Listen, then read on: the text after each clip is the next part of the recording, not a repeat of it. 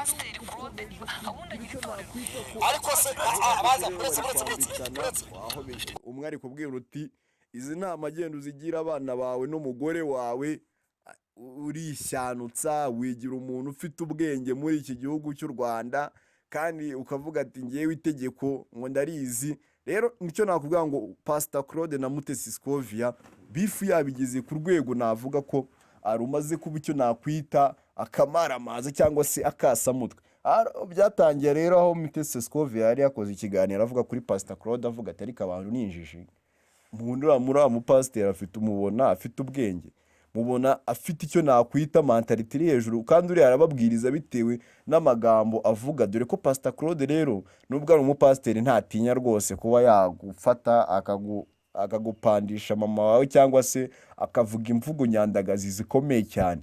Rero ibyo rero Mutesi Scovia yabishingiyeho muri kavido nabanje kubereka avuga ko uriya rwose ari pasiteri ruhurika arimo aragenda rwose agira icyo nakwita yita pasiteri. Aravuga ati njye afite urusengero afite aho akorera cyangwa se ni pasiteri wo ku macano wirwa ubungabunga ku macano. Rero Pastor Claude nawe ntiyari indimi yashyize ukuri kose kwa Mutesi Scovia hanze. Aravuga ati rero Mutesi Scovia nturi umugore wanjye nanjye sindi umugabo wawe ntiturarana nawe nturarana nanjye.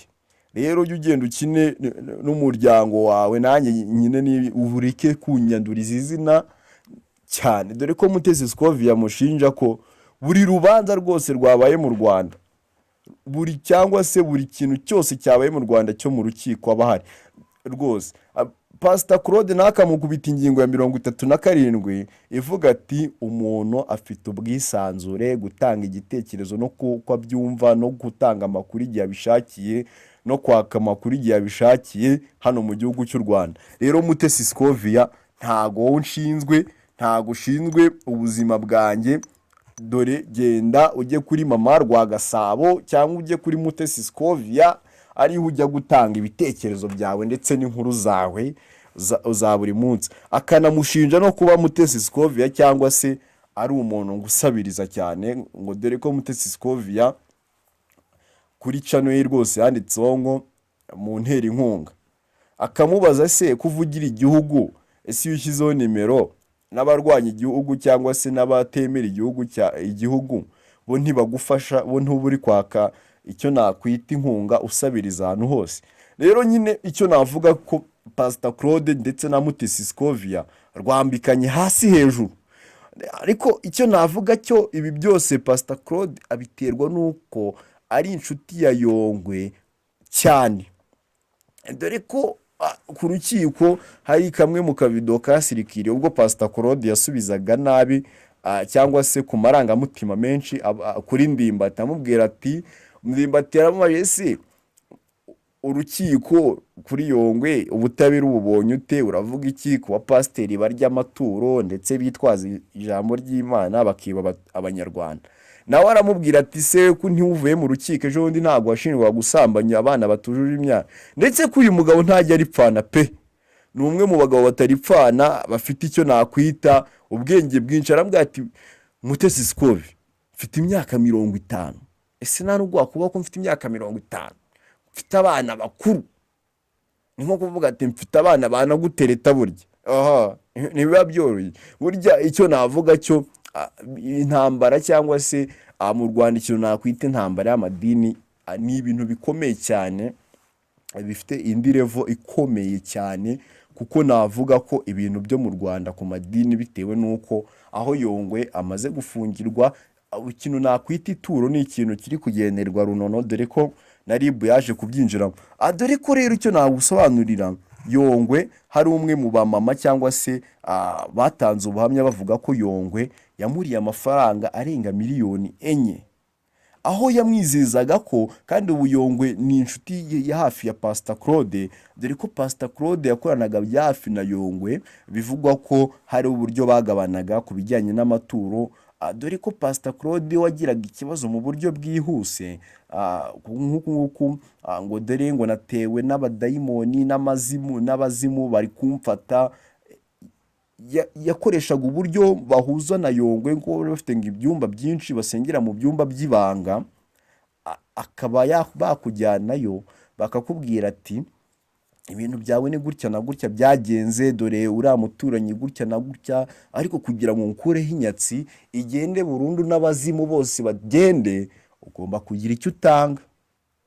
Ugasanga amafaranga yawe ni handi ujya kubona ukabona umuryango amafaranga yawushizeho utazi ngo amafaranga ajyahe, ukibaza urugo ko rutanywa inzoga, ko ntawe ujya mu kabyiniro, ko ntawe ujya i Gisenyi, ko ntawe ujya muri arena, ntawe ujya hehe, amafaranga yashiriye hehe? Kumbe ugasanga hari amafaranga atunze imiryango imwe n'imwe y'abapasiteri bakomeye mu Rwanda, dore ko bamwe na bamwe barya amafaranga bitwaje gukurwaho ngo inyatsi cyangwa se ngo karande, ngo gukorana ibigende, ngo umwana yarwaye. Mu by'ukuri kandi ni ibintu bisanzwe biri nomo. Gukora icyaha ni ibintu bisanzwe, n'ibitubaho ni ibintu bisanzwe mu buzima. Ntabwo ibintu byiza bizakubaho buri gihe ntabwo uzahora ubona ibintu byiza.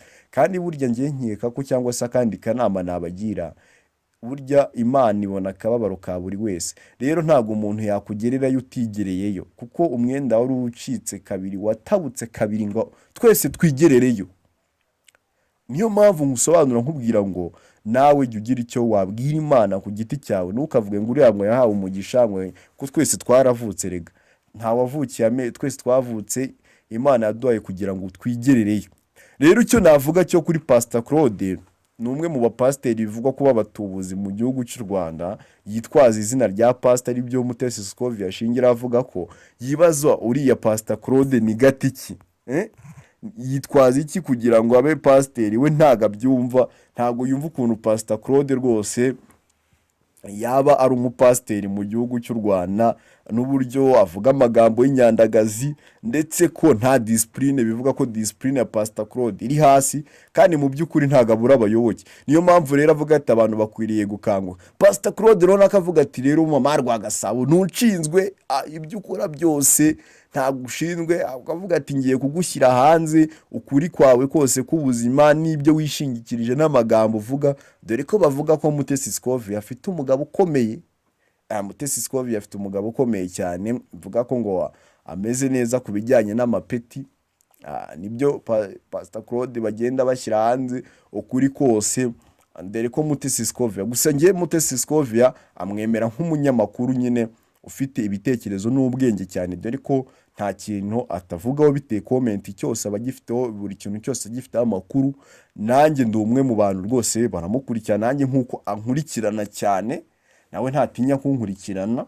Nanjye ndi umwe mu bantu bafite amakuru yizewe hano mu gihugu cy'u Rwanda, indani ndasesera nkagerayo.